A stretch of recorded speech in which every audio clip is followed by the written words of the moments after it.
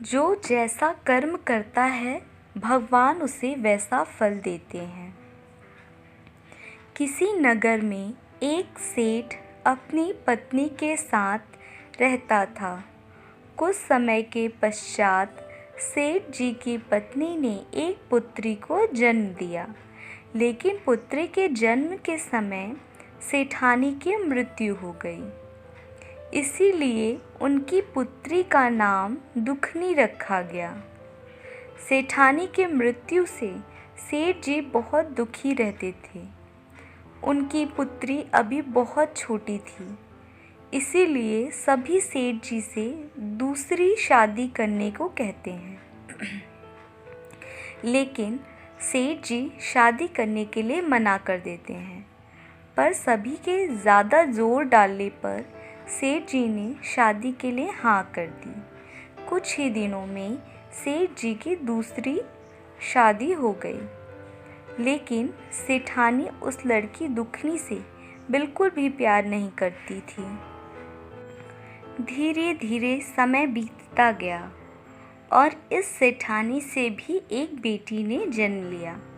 सभी बहुत खुश थे, इसीलिए इसका नाम सुखनी रखा गया।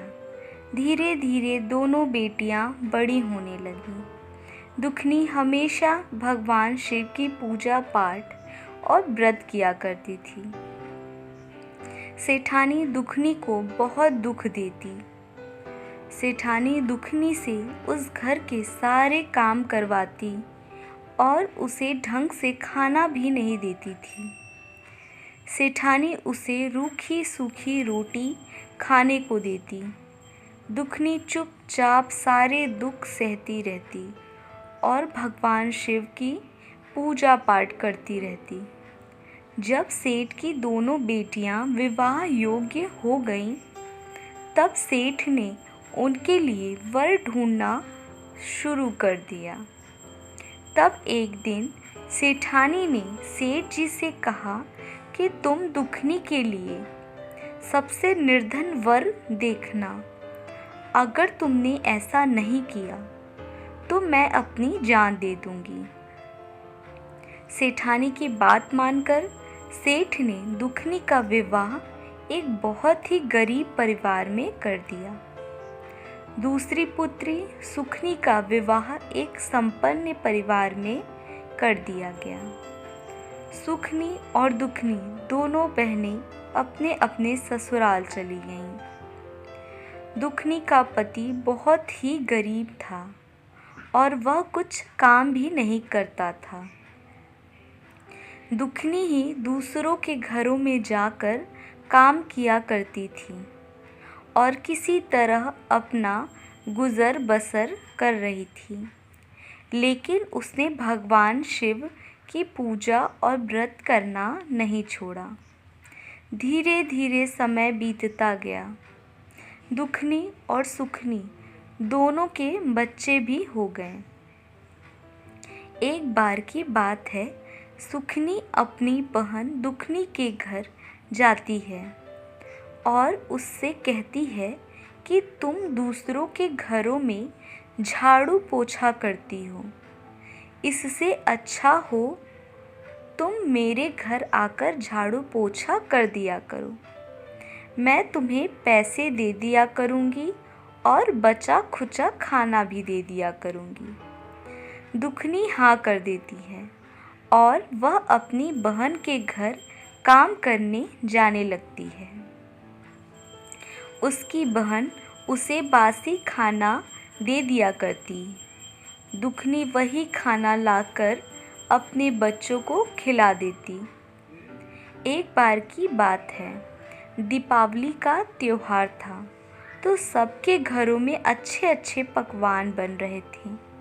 दुखनी के बच्चों ने भी अपनी माँ से कहा कि माँ, हमें भी अच्छा भोजन खाना है। तो दुखनी बच्चों से बोली, बेटा मैं क्या करूँ, अच्छा खाना कहाँ से लाऊं? तुम्हारे पिताजी तो कुछ करते नहीं हैं। तब बच्चों ने कहा, मौसी के यहाँ से ले आना। तब दुखनी अपनी बहन सुखनी के घर गई और अपनी बहन से कहा, आज त्योहार है तो आज का बना हुआ थोड़ा सा ताज़ा खाना मेरे बच्चों के लिए दे दो। मेरे बच्चे बहुत भूखे हैं, उन्हें आज अच्छा खाना खाने का मन है। सुखनी को दुखनी का इस तरह खाना मांगना अच्छा नहीं लगा और गुस्से में आकर सुखनी ने अपनी बहन दुखनी को बहुत बुरा भला कहा और उसे घर से निकाल दिया।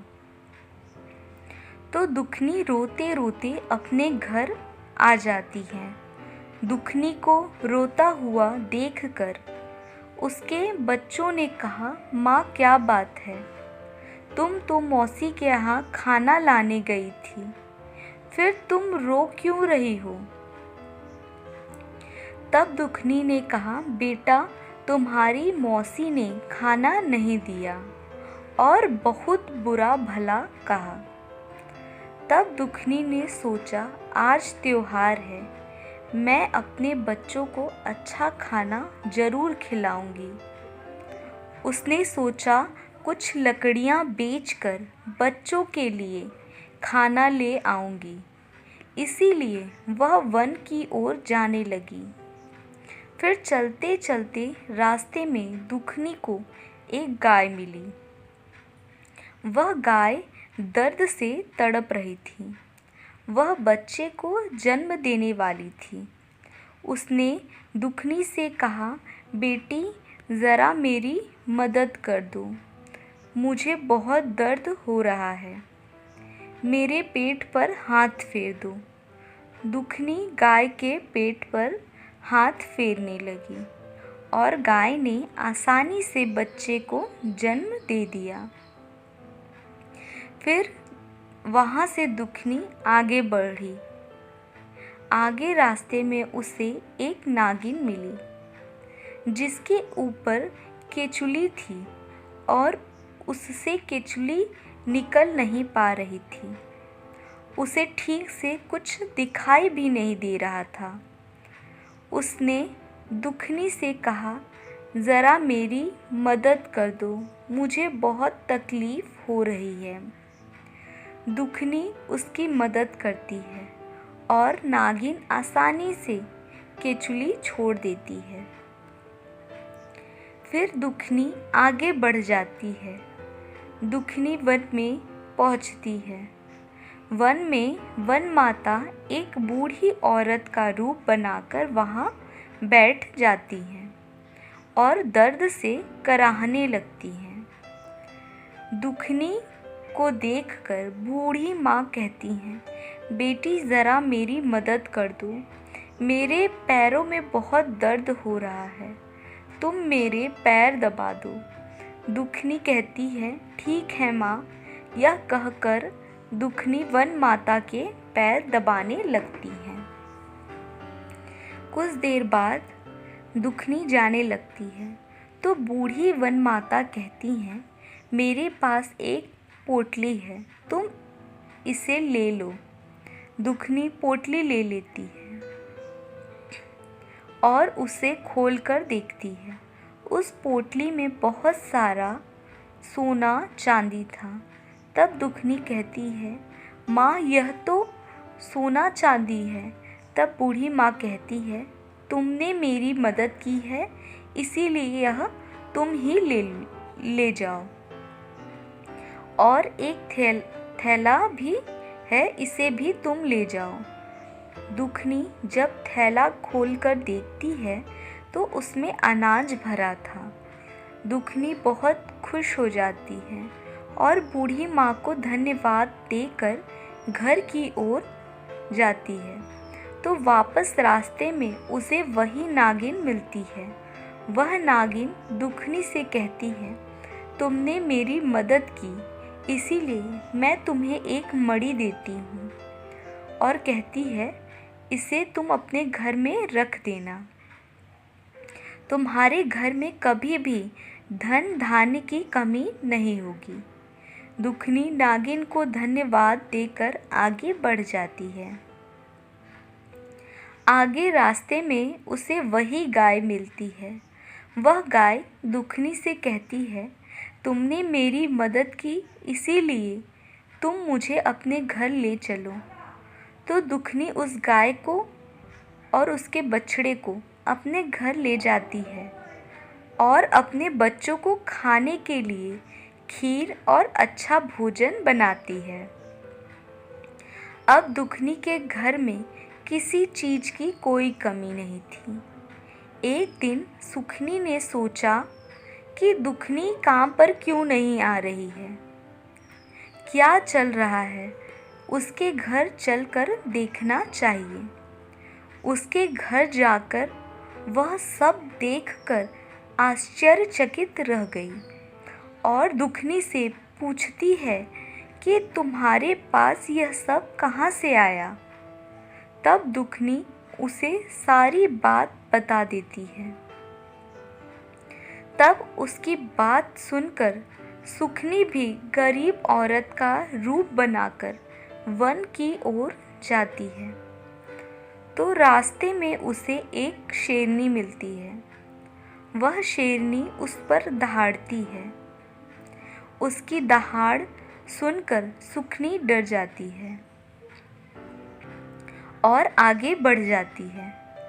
आगे रास्ते में वही नागिन सुखनी को मिलती है। नागिन उसे देखकर गुस्से से फुंकार मारती है। सुखनी फिर डर जाती है और आगे भाग जाती है। आगे उसे वही वन माता बुढ़िया का रूप लेकर बैठे हुए मिलती हैं। सुखनी से वन माता कहती हैं कि मेरी इजाज़त के बिना तुम यहाँ कैसे आई, और वह सुखनी को डंडे से मारने लगती हैं। सुखनी भागते भागते अपने घर पहुँच जाती है। घर जाकर सुखनी देखती है कि उसके घर में अब धन दौलत सब खत्म हो गया है। अब वह गरीब हो गई है। सुखनी अपनी बहन दुखनी के घर जाती है और उसे भला बुरा कहने लगती है कि तुम्हारी वजह से मेरा सब कुछ नष्ट हो गया, तुमने यह क्यों किया। तब भगवान शिव वहाँ प्रकट होते हैं और कहते हैं कि इसमें दुखनी का कोई दोष नहीं है। तुम बहुत घमंडी थी और धनवान होते हुए भी एक गरीब महिला का रूप धर के वन में गई, इसीलिए वन माता ने तुम्हारा सारा धन नष्ट कर दिया। तुमने धन का लालच किया, जिसकी वजह से यह सब हुआ। यह सब कहकर भगवान शिव वहाँ से चले गए और सुखनी को भी अपने किए पर बहुत पछतावा हुआ। धन्यवाद। जय भोलेनाथ।